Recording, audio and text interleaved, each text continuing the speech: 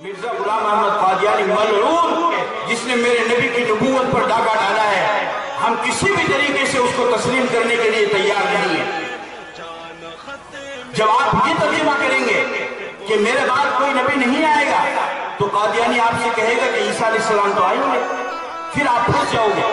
اس لیے آپ حضرات سے بھی درخواست ہے اور علماء کرام سے بھی ادباً درخواست ہے کہ اس کا ترجمہ کیجئے، انا خاتم النبیین لا نبی بعدی، میں آخری نبی ہوں، میرے بعد کوئی نبی پیدا نہیں ہوگا، میرے بعد کوئی نبی پیدا نہیں ہوگا۔ اور اگر آپ کی زبان کے اندر یہی لفظ مستعمل ہے اور یہی آپ بولتے چلے آ رہے ہیں اور یہی آپ بولتے رہتے ہیں، جیسا کہ میں نے بھی ابھی یہی ترجمہ کیا ہے کہ میرے بعد کوئی نبی نہیں آئے گا، تو پھر اگر آپ یہی ترجمہ کرنا چاہتے ہیں میرے بعد کوئی نبی نہیں آئے گا تو نبی سے پہلے صرف ایک لفظ بڑھا دیجئے نیا، یعنی انا خاتم النبیین لا نبی بعدی، اس کا ترجمہ ہے میں آخری نبی ہوں، میرے بعد کوئی نیا نبی نہیں آئے گا۔ پھر اگر قادیانی کہے کہ عیسیٰ علیہ السلام آئیں گے تو منہ پر زوردار تماچا مارنا اور کہنا کہ عیسیٰ علیہ السلام نئے نہیں بلکہ پرانے نبی ہیں۔ اس کے علاوہ اگر آپ کہیں پر پھنس گئے، چونکہ مناظرے کی زبان ہے اور آپ نے یہ ترجمہ کر دیا کہ میرے بعد کوئی نبی نہیں آئے گا، تو وہ کہے گا عیسیٰ علیہ السلام تو آئیں گے، آپ کہیں گے کہ عیسیٰ علیہ السلام آئیں گے، تو پھر وہ کہے گا کہ قادیانی صاحب کے اور مرزا غلام احمد قادیانی کے آنے میں کیا پریشانی ہے؟ جو چیز زمین پر سے آتی ہے اس کو کہتے ہیں آنا، اور جو چیز اوپر سے نیچے کی طرف آتی ہے اس کو کہتے ہیں اترنا۔ بس زمین پر آتی ہے، بس آ رہی ہے، ٹرین زمین پر آتی ہے، ٹرین آ رہی ہے، لیکن جہاز اوپر سے اترتا ہے تو کیا کہتے ہیں؟ جہاز اتر رہا ہے، یہ نہیں بولتے جہاز آ رہا ہے، کیا بولتے جہاز اتر رہا ہے، فلائٹ اتر رہی ہے۔ اگر آپ نے یہ ترجمہ کر دیا کہ میرے بعد کوئی نبی نہیں آئے گا اور خدا نخواستہ کسی قادیانی حرام خور نے آپ کو پکڑ لیا اور اس نے کہا کہ آپ نے یہ ترجمہ کیا ہے میرے بعد کوئی نبی نہیں آئے گا، تو پھر عیسیٰ علیہ السلام آئیں گے تو مرزا کے آنے میں کیا پریشانی ہے؟ تو آپ اس کو کہنا کہ عیسیٰ علیہ السلام آئیں گے نہیں، اس لیے کہ آنے والا زمین پر ہوتا ہے اور آسمان سے اترنے والا وہ آنے والا نہیں بلکہ اترنے والا ہوتا ہے۔ عیسیٰ علیہ السلام آئیں گے نہیں بلکہ آسمان سے اتریں گے۔ اور یہ بھی آپ سے درخواست کرتا ہوں کہ آج ایک بہت بڑی تعداد میں لوگ اس فتنے کے اندر شکار ہوتے جا رہے ہیں۔ قادیانی جھوٹی نبوت کا دعویٰ کرنے والے ایک سیدھے سادھے مسلمان کو پیسے کا لالچ دے کر، دراہیم و دنانیر کا لالچ دے کر، مکان کا لالچ دے کر، ہمارے نوجوانوں کو خوبصورت لڑکیوں سے شادی کرانے کا لالچ دے کر اور ہماری غریب بچیوں کو، مسلم بچیوں کو، ان کو لڑکوں سے شادی کرانے کا لالچ دے کر اور ان کے تمام خرچہ اخراجات کو اٹھانے کا لالچ دے کر کے لوگ دھیرے دھیرے قادیانی بنا رہے ہیں اور مسلمانوں کی ایک بہت بڑی تعداد وہ قادیانیت میں شامل ہوتی جا رہی ہے۔ مسلمانوں، خدا کے واسطے اپنے ایمان کا تحفظ کرو، اپنے ایمان کا تحفظ کرو۔ اس ایمان کا تحفظ کب ہوگا؟ اس ایمان کا تحفظ کب ہوگا؟ جب آپ اپنے علماء سے جڑے رہیں گے، جب آپ اپنی مسجد کے امام سے جڑے رہیں گے، جب آپ اس طریقے کے ہونے والے جلسوں میں شرکت کرتے رہیں گے تو آپ کا ایمان محفوظ رہے گا۔ یاد رکھو میرے مسلمان نوجوانوں، دولت ایک مرتبہ چلی جائے دوبارہ آ سکتی ہے، پیسہ ایک مرتبہ چلا جائے دوبارہ آ سکتا ہے، اور زیورات ایک دفعہ چلے جائے دوبارہ آ سکتے ہیں، سونا چاندی ایک مرتبہ چلے جائے دوبارہ آ سکتے ہیں، لیکن یاد رکھو جب ایمان ایک مرتبہ چلا جاتا ہے تو ارتداد اتنی گندی چیز ہے کہ دوبارہ اس کو ایمان لانے کی توفیق ہی نہیں ہوتی۔ یہ ایمان بہت قیمتی ہے۔ ان قادیانیوں کی سازش کو سمجھو۔ اور آج کل ایک بہت بڑا فتنہ اٹھا ہوا ہے، فتنہ شکیلیت۔ شکیل جیسے کمبخت مردود نے جو دلی کے اندر رہتا ہے، اس نے مسیح ہونے کا دعویٰ کیا ہے اور وہ اپنے آپ کو مسیح موعود عیسیٰ علیہ السلام بتلانا چاہ رہا ہے، اور ہماری قوم کے مسلم نوجوان بہت بڑی تعداد میں اس کی سازش کا شکار ہوتے جا رہے ہیں اور اس کی سازش کو سمجھ نہیں پا رہے ہیں اور اس کا شکار ہوتے جا رہے ہیں۔ مسلمانوں، خدا کے واسطے کہ ختم نبوت کا مسئلہ انتہائی اہم مسئلہ ہے. ختم نبوت کے اوپر کسی بھی طرح کی سمجھوتا نہیں ہو سکتا ہے. ختم نبوت کے اوپر کسی بھی طرح کا معاملہ رفع دفع نہیں ہو سکتا ہے. ہم اپنے نبی کی ختم نبوت کے اوپر اپنی جان دینے کو تیار ہیں، لیکن خبردار ہم اپنے نبی کی ختم نبوت پر کسی ڈاکو کو ڈاکہ ڈالنے نہیں دیں گے.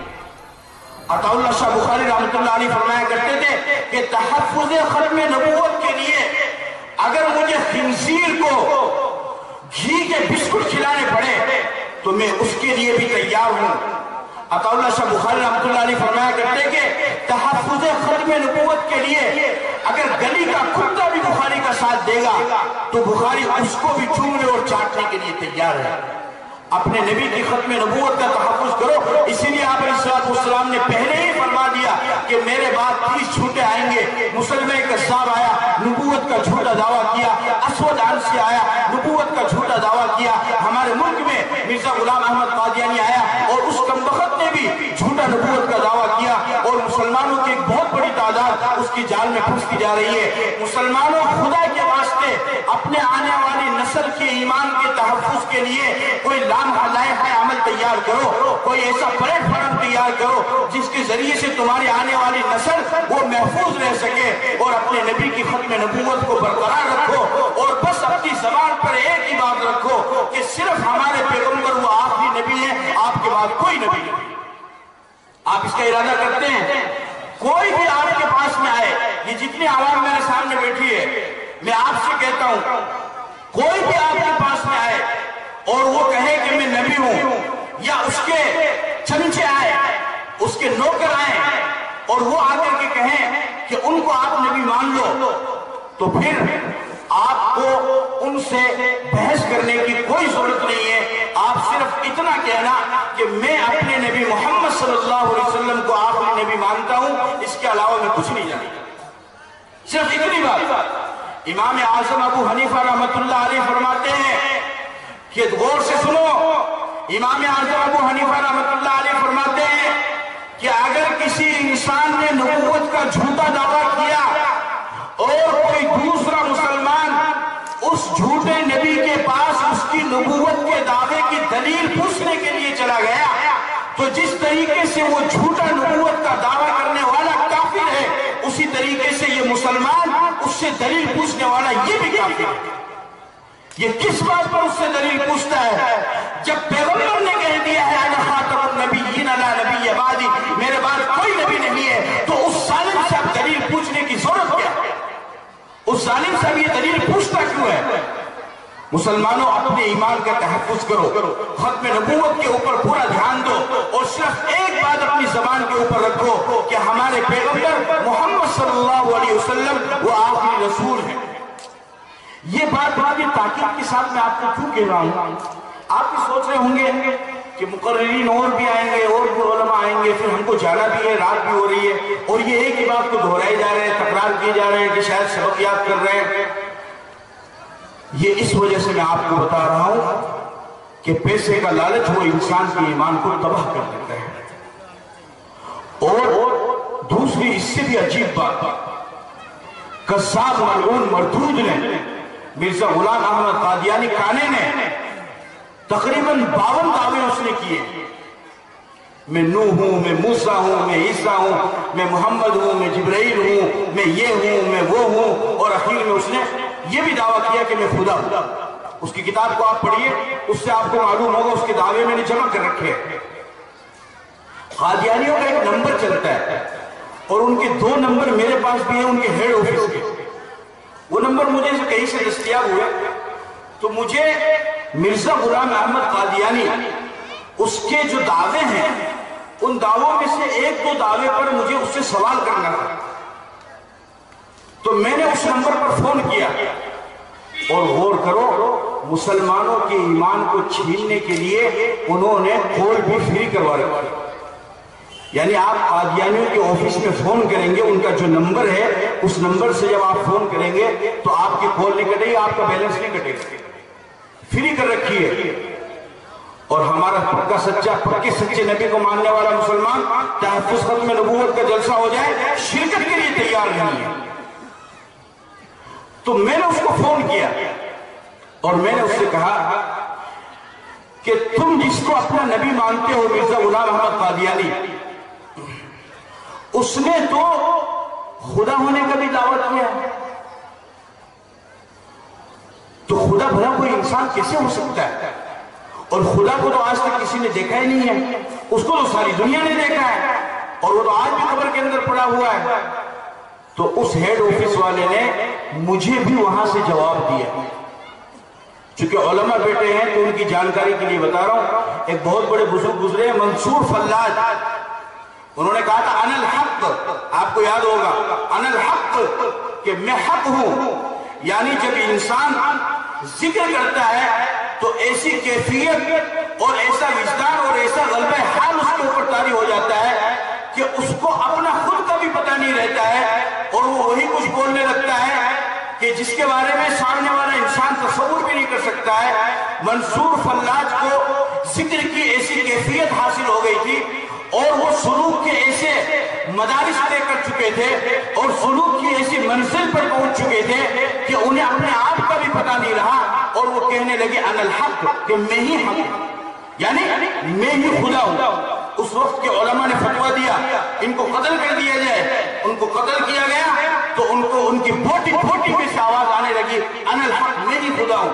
حکم دیا گیا ان کو جلا دیا جائے، ان کو جلایا گیا، ان کی ناک میں سے آواز آنے لگی انا الحق، میں ہی خدا ہوں۔ حکم دیا گیا ان کی ناک کو اٹھا کر کے سمندر میں بہا دیا جائے، سمندر کہنے لگا انا الحق، میں ہی خدا ہوں۔ مجھ سے وہ قادیانی ملعون کہنے لگا کہ منصور نے جو کہا تھا انا الحق میں خدا ہوں، وہ اس نے کیسے کہا تھا؟ میں نے کہا وہ تو اس نے غلبہ حال کی وجہ سے کہا تھا۔ تو مجھ سے کہنے لگا کہ قادیانی نے بھی، ہمارے مرزا صاحب نے بھی غلبہ حال سے انا الحق کہا ہے، ورنہ وہ بھی منصور کی طرح انسان تھا۔ اب جب آپ میں سے عام انسان اس بات کو سنے گا تو آپ کے پاس کوئی بھی جواب نہیں ہوگا، اور میں تو چونکہ الحمدللہ طالب علم ہوں تو مجھے تو سارا معلوم تھا کہ یہ تو جھوٹا ہے اور ان کے اوپر غلبہ حال طاری تھا۔ اس طریقے سے لوگوں کے ہر سوال کا جواب دیتے ہیں، اور جب یہ بات میری ان سے ہوئی تو میں نے اس وقت امام اعظم ابو حنیفہ رحمۃ اللہ علیہ کے اس قول کو یاد کیا، اور امام صاحب نے ہزاروں سال پہلے کہہ دیا تھا کہ کوئی اگر نبوت کا جھوٹا دعویٰ کرے تو اس سے دلیل نبوت نہ مانگی جائے، اسی لیے آپ نے فرمایا تھا۔ اس لیے میرے عزیزوں، بس ایک بات اپنی زبان پر رکھو کہ ہمارے نبی وہ آخری نبی ہیں، آپ کے بعد کوئی نبی نہیں۔ اچھا، ایک اور اچھی بات آپ کو بتاؤں، قادیانی کلمہ الگ نہیں پڑھاتا ہے۔ جیسے اکبر بادشاہ نے جو دین الہی قائم کیا تھا، نورتن تھے اس کے، اس نے تو ان لوگوں نے تو کلمہ ہی بدل دیا، لا الہ الا اللہ محمد الرسول اللہ اکبر خلیفۃ اللہ۔ تو لوگوں کے لیے سمجھنا آسان ہو گیا کہ یہ تو غلط کام کر رہا ہے۔